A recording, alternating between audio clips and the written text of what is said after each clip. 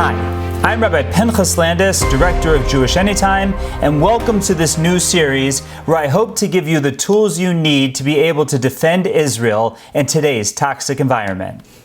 Today we will be discussing why there is such a focus on the Palestinians. There is an Arab people in the world today, numbering 5 to 8 million.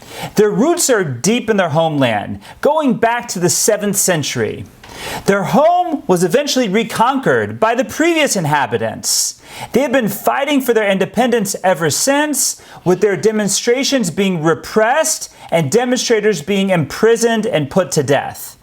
These Arabs have even resorted to terrorism abroad to try to bring attention to their plight. The majority of these Arabs live in poverty, and they cannot teach Arabic in their schools.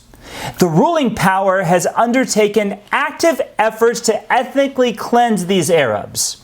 I'm sure that you all know who I'm speaking of. The Arabistan people, who live under the constant torment of their Iranian rulers. Wait. You haven't heard of them?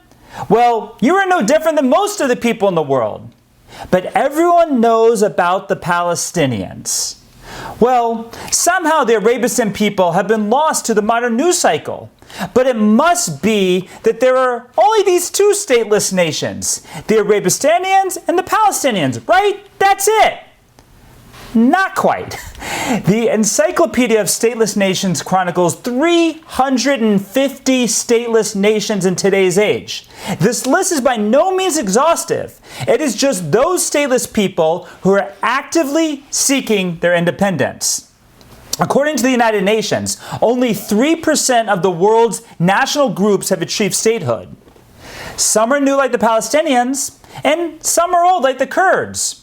Some are small, like the 790,000 Juvenians in Korea and the 1.3 million Majoretans of Somalia. Others are large, like the 23 million Ibos of Nigeria, or the 11 million Baluchs in Iran, Afghanistan, Pakistan, and India, or the 6.5 million Tibetans in China. Or what about the 70 million Tamalis in southern India and northern Sri Lanka? So, the Palestinians are not the only stateless nation. That can't be the reason why there's so much focus on them. Okay, so it's not because they're stateless, but maybe it's because they're homeless. Maybe that's the reason why the world is so focused on the Palestinians. Yeah, that's it, the refugee crisis. Not quite. The 1948 War of Independence created 700,000 Palestinian Arab refugees. The overwhelming majority of these people chose to flee a war that their leaders started and their Arab neighbors escalated. Those forcibly exiled by Israel lived largely in villages that had been strategic targets in the war that Israel had tried so hard to avoid. But why are only the Israelis blamed for this? What about the Arabs' guilty hands in this? And if we are worried about homeless refugees, what about the 2.5 million Afghans, or 1.5 million Iraqis, or 4 million Syrian refugees from this century's wars alone? Why is no one worried about them? And what is common in this century was epidemic in the last century. What about the fact that all the ethnic Greeks were expelled from Turkey and sent to Greece, and vice versa after World War I? Or in 1947, what about Pakistan and India? Over 7 million Muslims fled India for Pakistan, and 7 million Hindus and Sikhs fled Pakistan for India. Maybe the reason is that this was a population exchange. Maybe that's why we don't focus on this, but we focus so much on the Palestinians. Well, you know, the number of Jews expelled from Arab lands from 1948 to 1967 surpassed the number of Arab refugees in 1948. Every Israeli success brought about anti-Jewish riots, confiscations, murders, and expulsions in Arab countries. More than 800,000 Jews were expelled from their homes as a result. Those refugees, for the most part, found a home in Israel. And what about the millions of German refugees following World War II?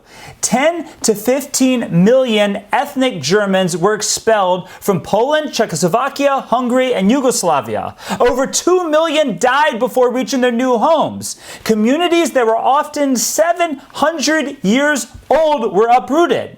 Now, these Germans could have formed the Sudeten Liberation Army or the Popular Front for the Liberation of Prussia, but instead, they chose to work to rebuild Germany and Europe through the opportunities of the Marshall Plan, and they went on to lead successful lives. It shows that it is possible to look forward with hope and not behind in anger. This is what the Turks and the Greeks did. This is what the Jewish Arabs did. This is what most of the people from Pakistan and India did. This is not what our Palestinian Arab cousins have done. And what about the United Nations? The United Nations has created a special organization that both defines Palestinian refugees differently and cares for them separately from all the other refugees in the world. The United Nations High Commissioner for Refugees deals with all the world's millions of refugees except for the Palestinians. They define a refugee as someone who is driven from the country of his nationality by a well-founded fear of persecution. Refugee status does not pass to one's children, and they lose their refugee status as soon as they gain citizenship in a new country. The UN established the United Nations Relief and Works Agency, or UNRWA, in 1950, dedicated 100% to Palestinian refugees. They define a Palestinian refugee as anyone displaced by the 1948 war and all descendants of male refugees, including those adopted. And refugees are still recognized even after obtaining citizenship in another country.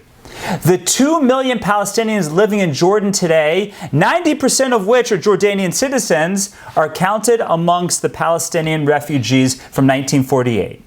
So instead of the number shrinking over time, it grows. The 750,000 of 1950 are well over 5 million today, when in reality, if we use the UNHCR method, the number would be closer to 30,000. So why the focus on the Palestinians? It's not because they're stateless, and it's not because they're homeless. I think it's because, as Thomas L. Friedman put it in 2002, criticizing Israel is not anti-Semitic, and saying so is vile.